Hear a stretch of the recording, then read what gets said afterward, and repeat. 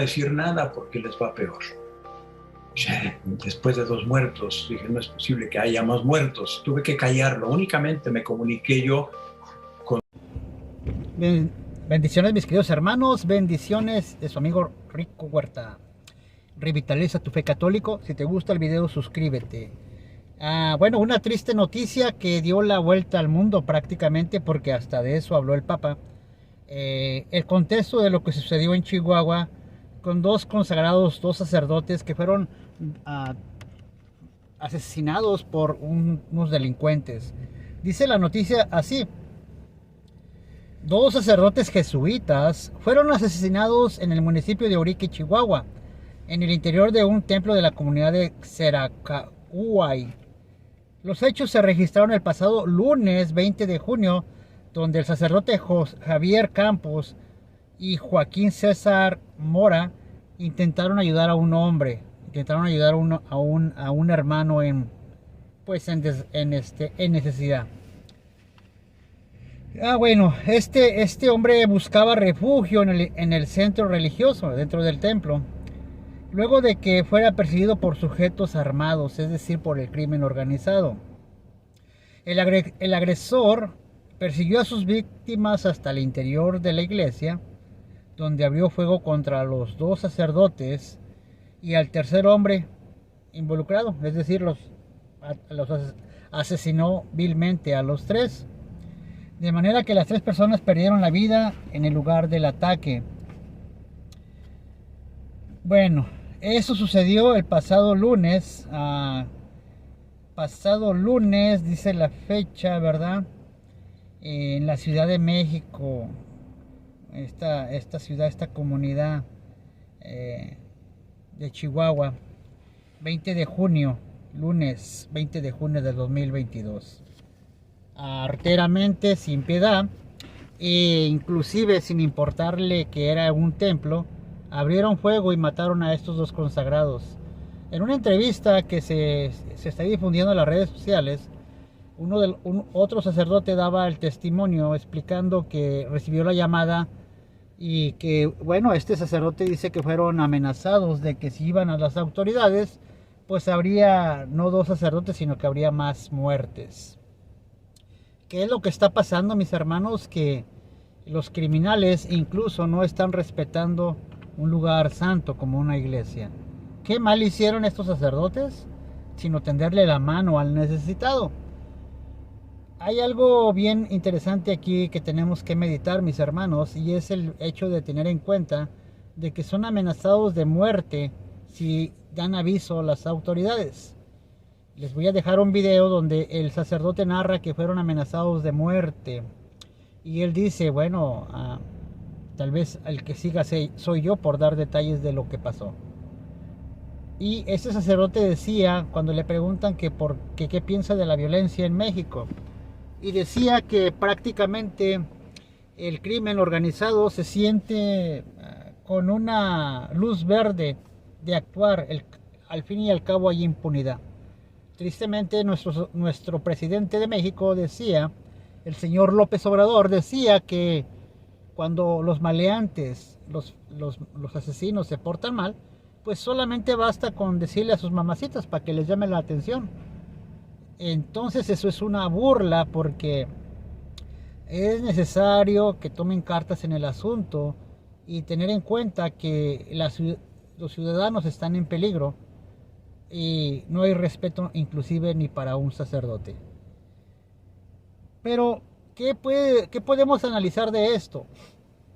Lo que puedo analizar de esto es que cuando se escribió la Constitución en Estados Unidos, las reglas, normas, estatutos con las que habrá de regir el individuo para ser próspero, cuando fueron creadas esas reglas, esos estatutos, cuando se reformó, cuando se hizo pues las leyes con las que se habrán de regir un país, una ciudad, cuando se escribieron esas leyes, ellos mismos dijeron que para que una ciudad, un país, pueda ser progresado por Dios, se tiene que regir, se tiene que dirigir, se tiene que acatar a las reglas y normas o estatutos dados por Dios a Moisés en el Sinaí.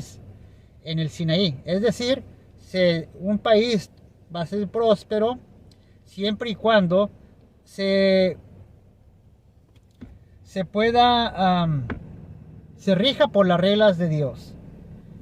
Antes de la pandemia, en el 2018, un rico magnate llamado Ted Turner decía que las normas o reglas, o en este caso los estatutos o 10 mandamientos dados por Dios a Moisés, que son obsoletos. Y nosotros como cristianos sabemos y entendemos que las reglas, normas o estatutos otorgadas por Dios no son obsoletas, sino que son absolutas, porque cubren todas las áreas. Mis hermanos, las reglas que hay en cada país, por ejemplo, una de los mandamientos dice no matarás, y hay leyes que evitan que matemos o que alguien le arrebate la vida a alguien más, y hacerlo trae consecuencias. Eso es lo que está pasando en México al mirar que no hay precisamente una ley que ejerza estas leyes. Así es que cuando la Constitución se escribió, se basa precisamente en los estatutos, pero ahora, en la actualidad, parece ser, cuando digo estatutos me refiero a las leyes y estatutos del hombre, leyes de Dios, y ahora el hombre pareciera que no le importan las leyes, y mucho menos las leyes de Dios, que son los 10 mandamientos, donde uno de los mandamientos nos dice no matarás. Entonces el hombre sigue matando, ¿verdad? Dice la palabra de Dios en el libro del Deuteronomio capítulo 4 verso 40. Dice la palabra de Dios: observen los preceptos y los mandamientos que hoy te prescribo. Así serás feliz, tú y tus hijos, después de ti, y vivirás mucho tiempo en la tierra que el Señor tu Dios te da para siempre. Palabra de Dios. Deuteronomio capítulo 4, verso 40. Es decir, que para que nosotros seamos prósperos, para que seamos bendecidos, tenemos que acatar las reglas y normas dadas por Dios, es decir, los 10 mandamientos. ¿Qué es lo que está pasando? Que no nada más en México, sino que en varias partes del mundo, al parecer las reglas del hombre ya no son respetadas. Así es que hay que tener en cuenta que ahora ni los mandamientos de Dios quieren respetar. Cuando hablaba de Ted Turner, pues este señor decía que eran obsoletos los mandamientos, pero las reglas y normas dadas por el hombre no han sido reformadas. Así que cada vez vemos más impunidad, menos respeto por la vida, porque hay mucha eutanasia, hay mucho aborto. Bueno, en el intento de querer reformar lo ya establecido, Estados Unidos hoy precisamente establece que no es constitucional el derecho al aborto. Pero regresando a lo de Chihuahua, bueno, esperemos en Dios que estos hermanos, sabemos que consagrados a Dios, estén en la presencia, en ese reino celestial a los cuales fueron preparados, y nosotros aprendamos de su ejemplo cristiano.